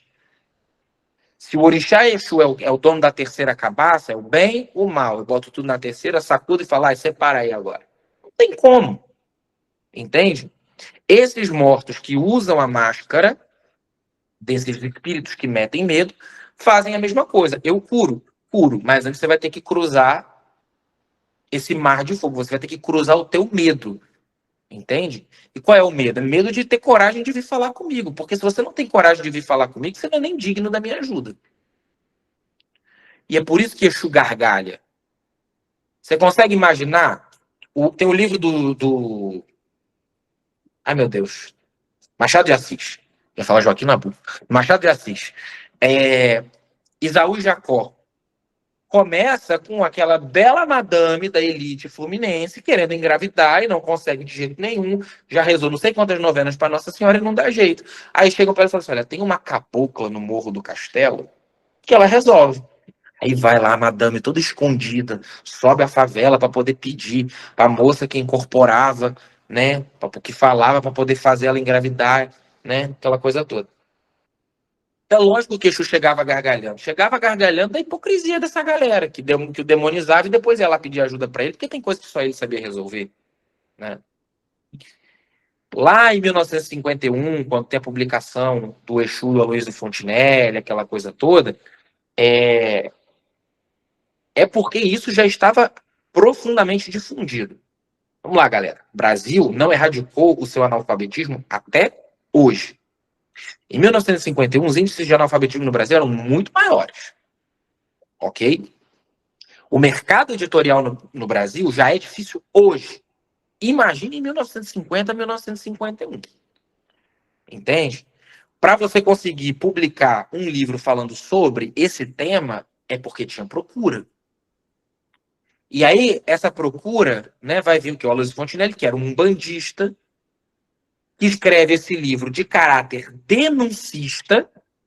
O Lourenço Braga é diferente, tá? O Lourenço Braga ele já tem uma olhadinha, já botou um pezinho um pouco mais lá, entendeu? O Fontinelli não. O Fontinelli escreve aquele livro horrendo com o seguinte propósito. Gente, não trata todo mundo como igual, não. Porque a gente é da Umbanda. A Umbanda é do bem. A prova de que a Umbanda é do bem é que a gente sincretiza os orixás com os santos católicos. Quem vocês têm que perseguir são os quimbandeiros. Porque eles são do mal. Lá eles cultuam um Exu. E para cada Exu eles sincretizam com um demônio. Que demônios? Os demônios do Grimório Verum. Aí eu lhe pergunto, vocês acham realmente que aquela massa de quimbandeiro, de macumbeiro, nos cortiços, nos subúrbios, nas favelas cariocas, estavam lendo o Grimório Verum, que só tinha edição em italiano e francês? Vocês realmente acham que a gente pode atribuir a Fontinelli algum tipo de origem do culto de Quimbanda? Quando a gente está falando de um sujeito que teve uma formação intelectual, que fez ele ter acesso a esse conteúdo? Ou então, peraí, mas então se falava-se de diabo na macumba e se falava-se de diabo na quimbanda, que diabos eram esses? Né? Os diabos, esses que apareciam ali, eram os diabos que aparecem no livro de São Cipriano, a famosa oração da cabra preta, entendeu? São os diabos do dia a dia, entende? O Bittencourt ele vai escrever que lá no século XVI, em Portugal, cria-se, né, principalmente por causa do pseudo-monarquia daimono, cria-se uma grelha hierárquica dos demônios do inferno, baseado na hierarquia da própria sociedade de corte portuguesa, espanhola, francesa. Aí vai estar lá Beelzebub, senhor dos avarentos, Asmodeus, patrono dos ciganos, senhor da luxúria, né? Belial, Leviatã, senhor do orgulho, e nananã, Lúcifer, não sei o quê. Só que, gente, e logo em seguida ele coloca, esses demônios não prefiguram na maioria dos conjuros encontrados a nível popular, e isso lá em Portugal. Lá em Portugal, a maioria do que aparecia ali existia uma predileção pelos maiores. Satanás, Lúcifer, Beelzebub. Atarote, nunca ouvi falar. Asmodeus, nunca ouvi falar. E outros diabos menores. O diabo manco renfa, os diabos da lareira. E na maioria das vezes, gente, era simplesmente o diabo. E aí o diabo, como é que é essa figuração do diabo que aparecia? O diabo aparecia geralmente na forma de rodamuinhos de vento, formas animais. Quando ele vinha em formas animais, ele preferia a forma de serpente ou de bode preto. Aí vocês já estão vendo onde eu quero chegar, né? Tem um relato, inclusive, muito bom, que uma bruxa leva uma cliente dela para o meio de um campo de oliveiras para poder fazer um ritual. E aí toca um atabaque. Ué, mas tinha atabaque em Portugal? Tinha, porque, Marrocos, norte da África, a palavra atabaque, inclusive, é de origem islâmica, de origem árabe, tá? O termo em banto é ngoma, em quimbundo. Estão tocando tambor ali no meio das oliveiras, e aí aparecem 2 bodes pretos de pé embaixo das oliveiras. E aí a cliente olha e fala, Jesus! E aí a bruxa olha e fala assim, não fala isso. São os meus filhos, vai afastar eles. E aí ela vai e conversa com os bodes e faz o pedido da cliente. Entende? Tem outro que fala que ela catava 3 gravetos na encruzilhada, passava assim nas grades do fogão a lenha, rezava os conjuros ali, aí do alto da chaminé caía uma cobra. E essa cobra era o próprio Lúcifer, e aí ela pedia as coisas para essa cobra. Né? Às vezes na forma de anões, pessoas com nanismo mesmo, que saíam das cinzas para poder ter relações sexuais com a pessoa que estava ali na posição da cruz, ou na posição de defunto em cima da cama, e aí ela fazia os pedidos dela. Quando aparecia em forma humana, a cor preta indicava a sua verdadeira origem. A cor preta pode ser a roupa preta ou pode ser a pele preta. Então, a imagem do homem negro já era demonizada em Portugal no século XVI. Entende? Uma outra forma também dele aparecer é na forma de um homem muito elegante, muito sedutor, mas que geralmente alguma coisa lhe atraiçoava. Geralmente os pés. Porque o diabo conseguia disfarçar tudo, menos o pé. E tem uns relatos de roça, tem umas histórias meio assim, entendeu? Que você sempre encontrou, tá andando na beira da estrada, à noite, aparece um andarilho, você tem que olhar pro pé dele. Ele é branco, mas o pé é preto, então é o diabo. Muitos deles apareciam com o pé de pato ou com o pé esquerdo de bode. Vai ver as imagens aí típicas de Exu do Lodo, de Lucifer, de Exu das 7 Catacumbas. Vários deles homens de pele escura, que o pé é de bode. E os conjuros feitos por essas feiticeiras, em geral, eles eram feitos como? Estou falando lá no século XVI, tá, gente? Como é que eles eram feitos? Muitas dessas mulheres, elas desnudavam o colo, deixando os seios à mostra, soltavam os cabelos e puxavam a barra da saia até a altura das canelas, até a altura dos joelhos, para que o diabo, vítima da sua própria luxúria, não tivesse outra opção senão ir ter com ela. E geralmente elas faziam isso onde? Na soleira da porta, olhando para a rua, ou na encruzilhada. Geralmente à noite. Muitas delas, inclusive, faziam o quê? Iam no meio da madrugada, catavam 7, 9 ou 13 pedras na encruzilhada, botavam essas 13 pedras dentro da lareira, do fogão a lenha aceso, e aí do meio das chamas o diabo podia aparecer. Imagem típica de pombagira, inclusive de pombagira da Figueira. que dentro da Quimbanda de Angola é a primeira pombagira. É a legião da primeira bruxa, né? Então, essas mulheres eram pegas pela Inquisição, muitas delas foram condenadas sim à morte, muitas delas foram condenadas sim à forca, muitas delas foram condenadas ao exílio. E onde era o exílio dessas mulheres condenadas por bruxaria? Luanda ou Brasil. E daí a gente entende onde que esse samba vai se formando. E aí eu encerro. Excelente, nego. Nossa, é incrível, porque ter esse tipo de informação a partir daquilo que a gente experimenta é obviamente muito visceral, é muito pragmático, mas a gente tem um arcabouço que é teórico e referenciado dessa forma, a gente consegue enxergar quase uma história em quadrinhos mesmo, sabe? E o meu interesse em te trazer aqui para falar com o pessoal da casa é justamente esse, sabe, nego? Tem muita gente na nossa casa que está tendo primeiro contato com a macumba agora, sabe? Bacana. Primeiro contato com a macumba agora.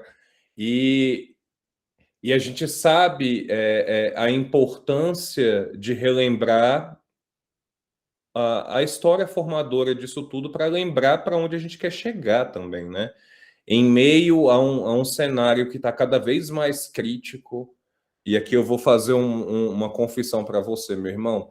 Eu sou completamente fora de TikTok, essas coisas, e quando vieram me mostrar as coisas que acontecem, eu falei, não é possível, é pior do que eu imaginava, sabe?